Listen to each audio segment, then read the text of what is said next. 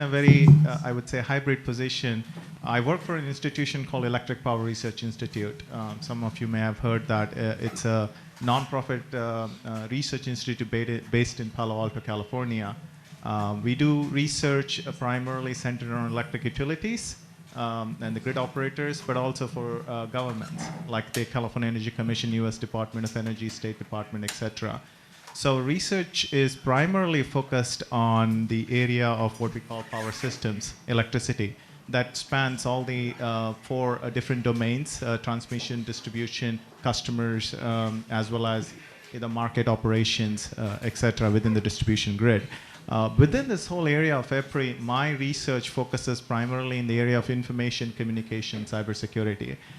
Before I was with Electric Power Research Institute, I was leading the grid integration research for U.S. Department of National Energy National Lab called Lawrence Berkeley National Laboratory, where we had a lot of representation of PhD students from Switzerland, including ETH Zurich. It was a pleasure to have them there as part of our research exchange or visiting researcher programs.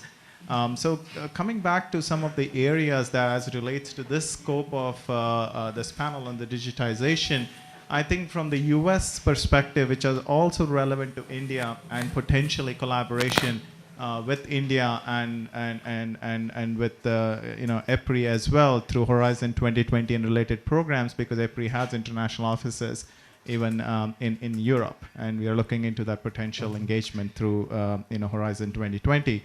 There are two areas that I'd like to highlight. One is a digital grid. What does it really mean from the digital grid? We're working with Stanford University in the Bay Area in collaboration in defining that and bringing in information, communication, and cybersecurity approaches to the electric grid. The second aspect of it is called digital worker. No matter how advanced the country might be, still the electric utility industry is not as advanced for digitization as we may want to think. In particularly in available of skills and having people trained enough to really understand and use the digitization in the grid. Some of the technologies that we are really in the state of art we're looking into, other than communication, sensors, standards, interoperability, etc., in the areas such as artificial reality, virtual reality, extended reality, as part of the digitization that applies in the area of transmission sector as well as distribution sector, primarily intended to lower the cost and train the staff in an easy way.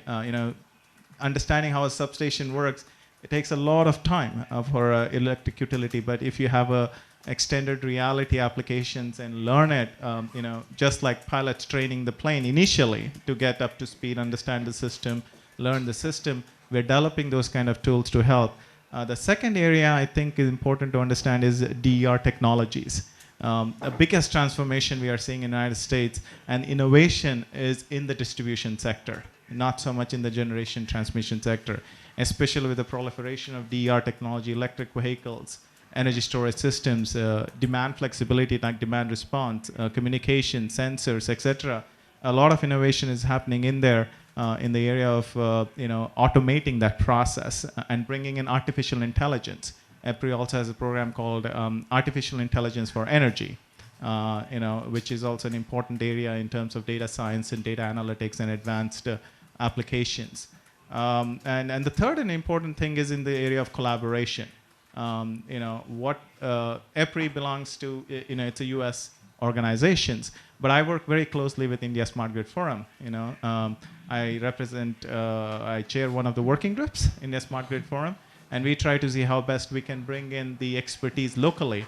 If I have to add two lessons I have learned, because I was used to lead the India programs for Lawrence Berkeley National Laboratory through US Department of Energy, one is you need local organization to make it successful. No matter how much we think we know India, we wouldn't know that India until we come and work in India, okay? The second aspect of that is also understanding the needs of India. We can't just take the technology from the US or Swiss context or any other country context, advanced context, and say apply it in India very easily. We have to Indianize it. And the cost effectiveness becomes a very critical component for us. So I would say those 2 or 3 areas, and including the digitization, are important for us to consider moving forward. Thank you. Thank you, Dr. Girish.